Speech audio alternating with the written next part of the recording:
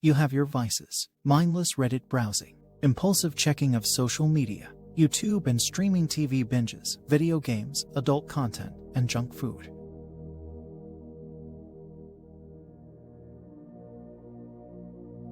They cause you to procrastinate. They lead to stress and anxiety, to the guilt and regret you find yourself feeling, perhaps even to the depression, lethargy, and apathy that seems to consume you sometimes. Your vices are simply getting in the way of you living your best life, so you want to stop. Your reflex is to cut it all out at once, cold turkey, but that never works. All it takes is an innocent excuse for a taste, and the excuses seem to come so easily and are impossibly persuasive, and that's it. You tell yourself, 5 minutes on Reddit, scratch the itch, get it out of my system so I can focus, but then the snowball is nudged, and down the hill of amplifying compulsions you go.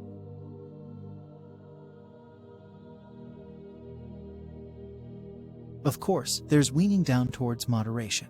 This sounds like the most conventional and sensible approach, nothing too extreme and intense, yet, well, whatever rules and time management systems you set for yourself, controls, schedules, time limits, it all somehow, inevitably, gets ignored or forgotten. No matter the method you use, from going hard with abstinence to taking it slow with weaning and moderation, the boundaries you put up tend to soften, slacken, and dissolve.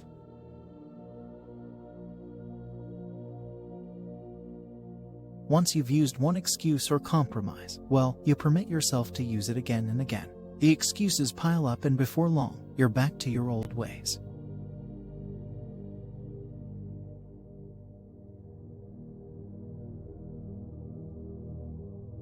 To get better, to get disciplined. Doubtful. I was always confused about what to do and which school of thought I should take on for my next attempt. It just seemed like I had only two choices, two groups of people insisting that their way was the best. There was the full abstinence crew, sober and stoic, disciplined and sacrificial, adamant that the only way to freedom and happiness is to go cold turkey hard on your vices. Then there's the moderation crew, easygoing, warm, and inviting, maintaining that life is for the taking, nothing wrong with a little pleasure here and there. And the key is simply finding a path to self-control and balance with the right method or app or whatever. Both, I'd concede, make good, intelligent points. Both promise contentment and a path to ending procrastination and being more productive. Yet both never worked. For others, yes, sure, but for me, and I'm guessing for you too, nothing ever stuck. Well, not to get all Morpheus on you, but what if I told you there was a third way?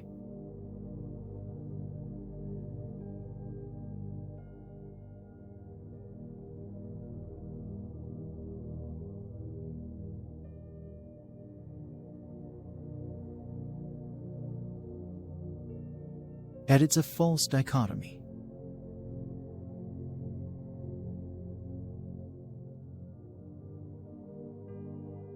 It says that fixating on the means of self-control, on rules and pacts, on streaks and measuring progress, on cold turkey versus weaning, on abstinence versus moderation, is merely palliative. It's not the way to permanent resolutions. The third way says that if you fix the core of the problem, then where you land on how much you consume your vices is where you land. In other words, how much you end up consuming your vices becomes irrelevant. It's trivial.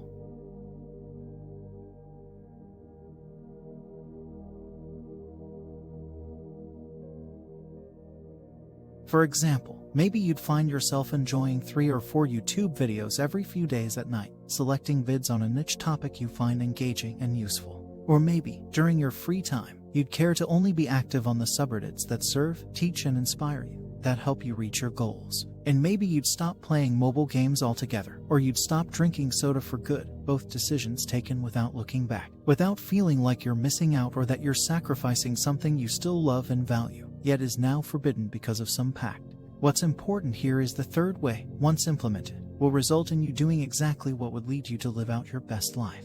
You get to decide what that is, what's in and what's out, not some book or guru or school of thought. Here's the thing. Never has humanity had access to such an abundance of knowledge and ideas. Never have we been so connected, so empowered to pursue our dreams or make the world a better place.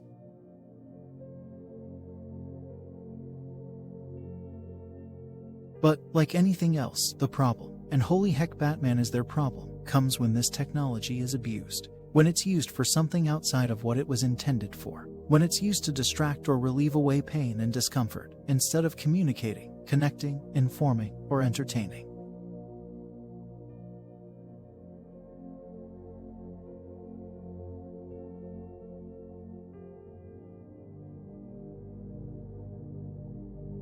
It's the pain. Just because a crazy effective ointment has become both incredibly accessible and socially acceptable beyond any precedent as opposed to more traditional ointments like alcohol and drugs, doesn't mean we need to harp even harder on the vices while disregarding the pain they so perfectly pacify. The war on drugs didn't work, neither will the tech war. And that's the tragedy here. We as a society aren't very good at dealing with pain. I know this because still, in 2021, my instinct is to hide and mask any mental discomfort or pain I feel. I can't shake the shame, but we all have pain, even if our upbringing wasn't deprived, traumatic, or abusive.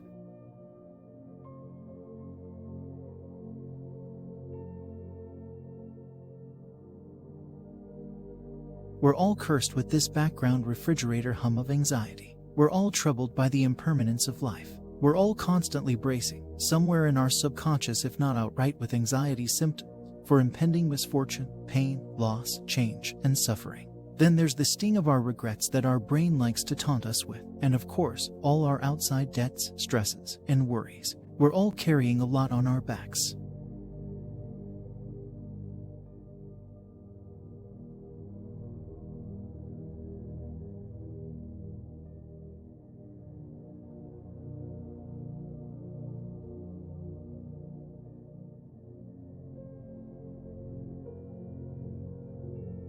Be it in the form of depression, regret, worry, overwhelm, or insecurity. I will continue to feel pain, without a doubt, for the rest of my life.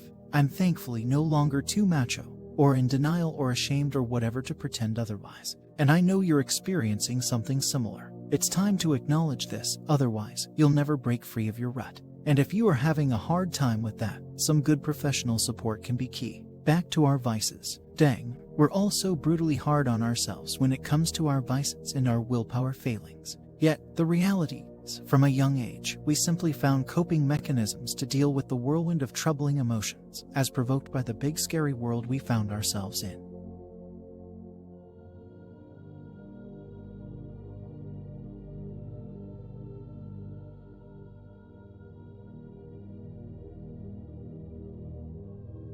We had no choice. We had fuck all. No one guides us or truly cares for us. We had no one because our parents had no one, and neither did their parents, nor theirs, and so on. The impulsive actions we took just to survive. It's only now, many years later, that they've become bad habits.